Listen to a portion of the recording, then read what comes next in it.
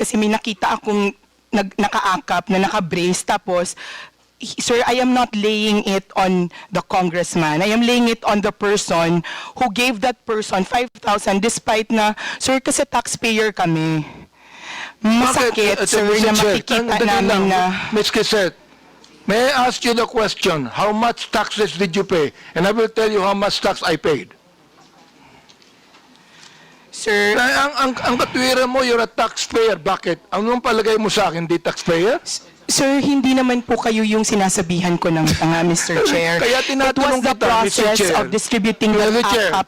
tinatanong kita kung saan mo kinuha ito. Sa news mo lang pala kinuha eh. Wala kang documents. You cannot even tell me if you're telling facts or truth. Sir, nasa news po kasi sasabihin na mo, tanga ang mag-uutang tayo. gobyerno. My goodness, ibig mo sabihin, you're going to base your statement, tanga ang gobyerno, sa news na nabasa mo, Mr. Chair, and then you're telling me you're a journalist, and you're telling me that you're speaking the truth? Mr. Chair, respectfully po, those are my feelings.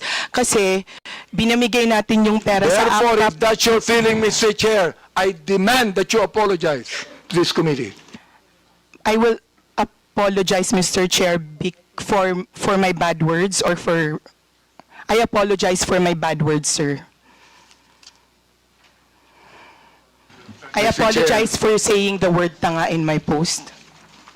Maraming salamat, Mr. Chair, for admitting that, no? Siguro naman, makikita mo naman ang gobyerno, sasabihin mo mga tanga kami, siguro, pinapalagay mo, alam mo sa akin, Mr. Chair, ang pinapalagay ni Ms. Quezet, yung audience niya, mga tanga eh. Yun ang pinapalagay mo. Hindi ang gobyerno. Yung audience mo, mga tanga, kaya papaniwalaan nila ang sinasabi mo sapagkat yung audience mo mismo ang hindi nakakaintindi. Umiyak na. That is fake news, Mr. Chair, and that is what we're investigating right now. You see? I hope that you understand that, Mr. Chair. Ms. Quezet, do you understand what I'm trying to say? Ikaw, nandito sa akin yung mga sinabi mo tungkol sa amin, ha? Mamaya si Joey Hindi naman. ako sumagot dyan, eh. Hindi ko na kinakailangan pang i-belabor yan. So, anyway, Mr. Chair, anyway, nakita ko naman na Ms. Quezet is now apologetic to what she said. I'd like to continue on, and I would like to ask TikTok here. Speaker, are you an American or a Filipino? Bisaya ko, sir. Yun. Bisaya pala. Bisaya pala. Oh. Okay. Kanina English ka na English. Nakala ko, Amerikano ka eh. Mr. Diba? Chair, wa may makasabot og Bisaya diri. Gamay ra. Oh. Bisaya. Makasabot si Chairman Bisaya. Makasabot Yes, sir. si Bisaya. May hapon, sir. Oh. Maayong hapon Dito po. mo. May hapon. Okay, Representative Abante. Mr. Chair, I'd like to ask you a question. Who owns TikTok? Mr. Chair, ByteDance is the parent company of TikTok. Who? ByteDance. ByteDance. Yes, Mr. Chair. Where is that located? Dokumento ka bang hawak? Wala. Tulad po ng sagot ko kanina, Hindi, Your sandali. Honor. You answer my question, Mr. Chairman. Yes, I'm trying to answer, Your Honor. Sandali po. Apo. Yes or no? Do you have the document? Under oath? Sir, like I said, Sandali, yes or no? Remember, I am just asking you if you have the document or not, under oath. of the family who Yeah. reported? Yeah. None, sir. Oh, none. It's Oh. on the, like I said, it's a... So none. You don't have. Okay, sir. Next time po,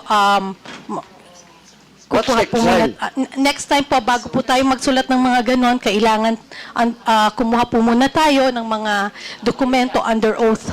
At hindi tayo basta magbabase sa sinasabi Chair. ng mainstream media. Okay. Mr. Chair, Thank you.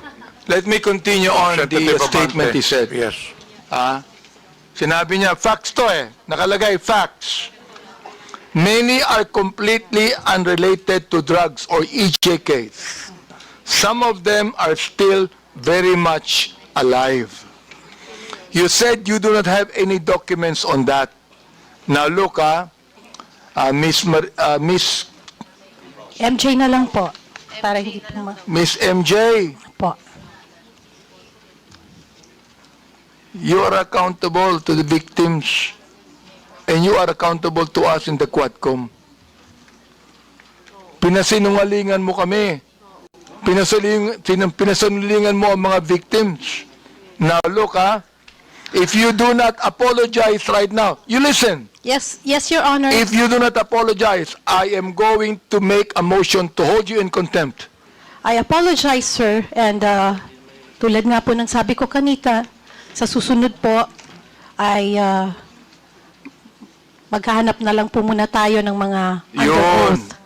At Okay hindi to, po ha? tayo magre-rely sa mga balita ng news. Salamat na. po. Okay po. Kaya Maliwanag fake news. Yun ang ibig sabihin, non-fake news. Ito, tutuloy ko Salamat din po, Your Honor. Ito sinabi nyo, ikaw, binanggit mo na ito and this is something that you should apologize also. Anong sabi mo? Do not let these criminal forces twist reality to turn a strong, decisive leader into a monster. Now let me ask you, who are these criminal forces? Miss MJ, please answer. Okay. I have this, kasi tulad ng sabi ko, ito po ay mga reaction at opinion ko lamang. Well, therefore you apologize because this is okay not po, true. Sir. Okay, sir. I apologize. Okay, Mr. Chair, this is the second time that Miss MJ has apologized. I hope that next time, kayong mga vloggers, wag kayong magbibigay ng opinion lang, impression ninyo. Ibigay nyo yung katotohanan, may dokumento kayo. Sapagkat meron kaming documents to show Naiinsulto ko, I am insulted with your statement.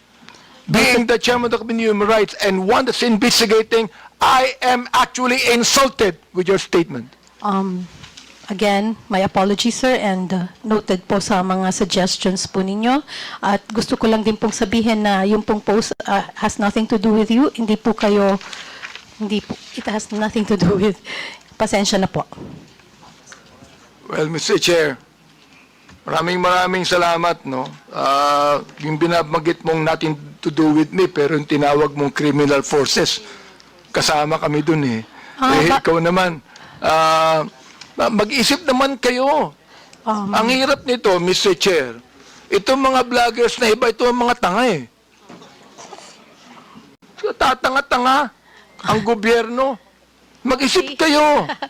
Hindi lang sumusulat kayo kung anong gusto nyo isulat dyan. You're telling us, yung criminal forces, gusto kong sabihin ngayon, Mr. Chair, publicly, ikaw ang tanga. Okay, Your Honor, pero Mr. Chairman. Mr. Chairman. Representative Ponduano.